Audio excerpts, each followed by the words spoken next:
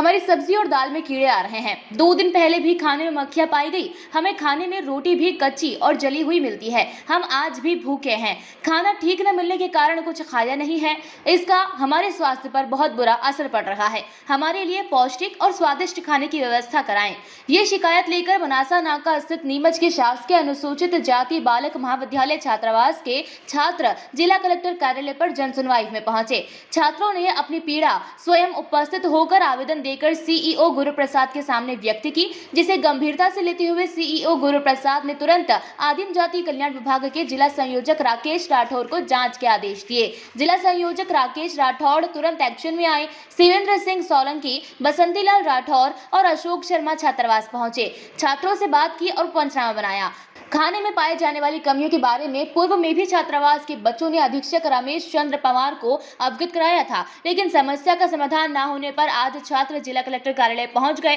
Voice of MP की team ने जब छात्रावास अधीक्षक से बात की तो उन्होंने कहा कि ऐसी कोई शिकायत नहीं है। लाइट वगैरह की वजह से खाने में कीड़े गिर गए होंगे। यदि कोई कमी होगी तो दूर कर दी जाएगी। यहाँ बताते चले कि छात्रावास में 50 बच्चों के लिए स्थान सुरक्षित है। रूटीन में करीब 30 बच्चे ही रहते हैं। यहाँ स्थायी रसोइयां नहीं है। अमूमन चौकीदार द्वारा सहयोग देने के हिसाब से खाना बना दिया जाता है। अधीक्षक रमेश पवार ने बताया कि बजट के रूप में एक बच्चे पर प्रति माह 1460 रुपए मिलते हैं, जिसमें से 10% राशि वापस बच्चों के पास चली जाती है। यहाँ सोचने वाली बात है कि एक बच्चे को लगभग 1300 रुपए में दोनों टाइम का खाना और चाय नाश्ता कैसे संभव है। संबंधित विभाग को ये जरूर ध्यान देना होगा कि समस्या का निराकरण केवल तात्कालिक ना हो, छात्रों को हमेशा पौष्टिक और स्वादिष्ट आहार उपलब्ध हो। ये भी देखना दिलचस्प होगा कि सीईओ गुरुप्रसाद द्वारा दिए गए जांच के आदेश का आखिर नतीजा क्या निकलता है, या ये भी केवल कागज काले करने की रस्म अदायगी बनकर तो नहीं रह जाएगा।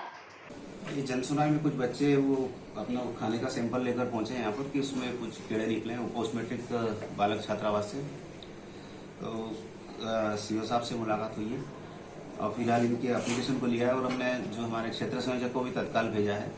वो खाने के सैंपल भी चेक कर रहे हैं और सारी चीज़ों को देख के फिर से खाना भी फ्रेश बनवा रहे हैं अभी। और आगे से हमने ये है कि बच्चों की कमेटी बना के इन्हीं के माध्यम से खाना और उसकी मॉनिटरिंग पूरी होगी, इसकी तैयारी कर रहे हैं। सर, एक तरफ तो खाने की गुणवत्ता की जिन जिम्मेदारों की जिम्मेदारी होती है, बच्चों को यहाँ तक जन सुनवाई में आना पड़ रहा है, इनके विभाग की लापरवाही? नहीं, मेरे पास ये पहली बार बच्चों से मुलाकात हुई और समय समय पे क्षेत्र संयोजक ने विजिट भी किया है।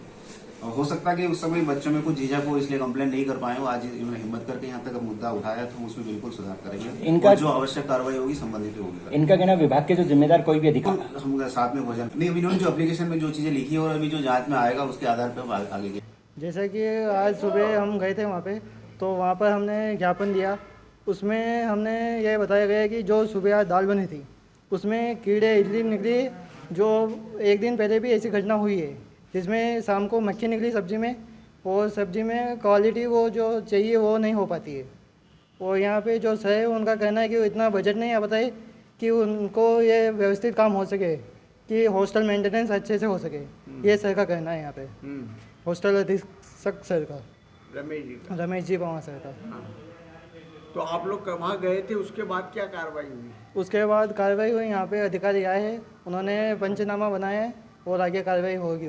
सभी बच्चों को खाने से लेकर ज़्यादा ही समस्या आ रही है। हाँ। क्योंकि सुबह एक तो दाल बनाते हैं तो दाल में वही इडली आ रही है और कभी मक्खी गिर रही है, और शाम को वो सब्जी बनाते तो उसमें पानी ज़्यादा डाल देते तो न तो वो स्वाद में लगती है न सही पकाते उसको। तो इस समस्या को लेकर सभी बच्चे एकजुट होकर वहाँ कलेक्टर कार्यालय गए थे। क्या कहा सीओ साहब ने आपको? वहाँ हम एप्लीकेशन लेके गए थे। तो उन्होंने बोला कि अभी मैं उनसे बात करता हूँ जो आदिम जाति कल्याण विभाग में बढ़ते हैं ना सर, तो उनको मैं बोल के आपकी सुनवाई करवाता हूँ।